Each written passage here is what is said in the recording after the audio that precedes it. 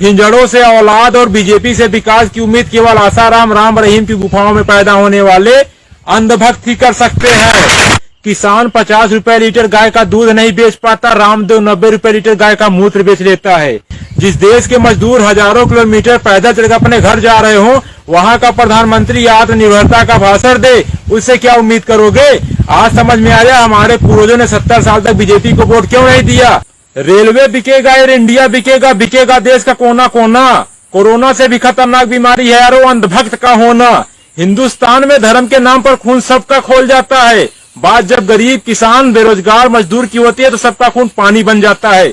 मगर हिंदुस्तान के विनाश के कारण घटिया नेता और बिकाऊ पत्रकार होंगे।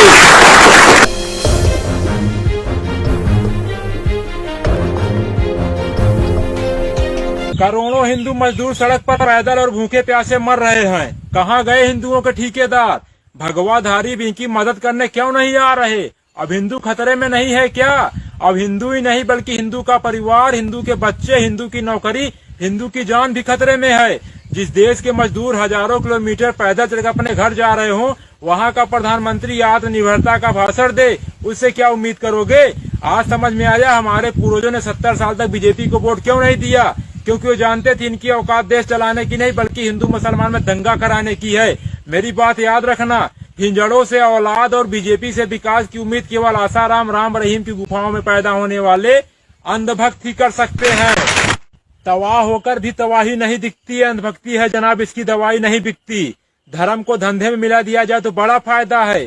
किसान 50 रुपए लीटर गाय का दूध नहीं बेच पाता, रामदेव 90 रुपए लीटर गाय का मूत्र बेच लेता है।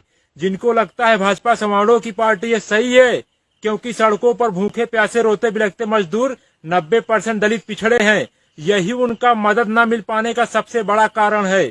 एक बात याद रखना, चाहे 16 मजदूर मरे, चाहे 16,000 मजदूर मरे, सरकार पर कोई प्रभाव नहीं पड़ेगा, क्योंकि सरकार पूंजीपतियों की है, गरीबों की नहीं।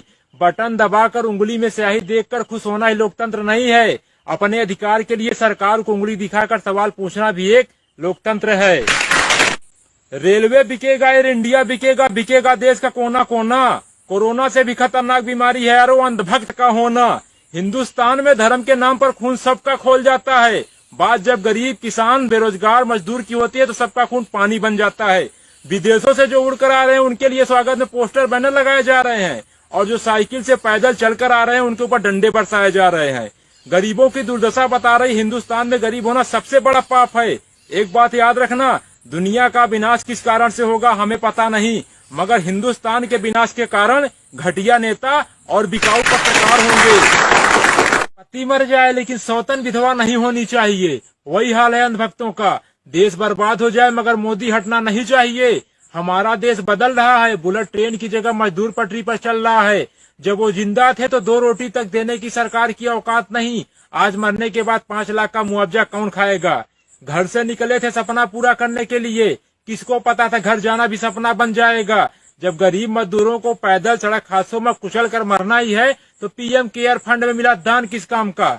जो सरकार गरीब मजदूरों को घर तक पहुंचाने का ट्रेन का किराया तक ना दे सकी, वो 20 लाख करोड़ का पैकेज क्या देगी। एक बात याद रखना, बिखरेंगे जमी पर तो रमक छोड़ जाएंगे, बिखरेंगे जमी पर तो रमक छोड़ जाएंगे। गरीब है तो क्या हुआ, मरने के बाद भी गरीबी वाली महक छोड़ जाएंगे। चैनल को सब्सक्राइब नहीं किया है तो प्लीज सब्सक्राइब कीजिए और ताज़ा अपडेट पाने के लिए बेल आइकन को दबाना ना भूलें।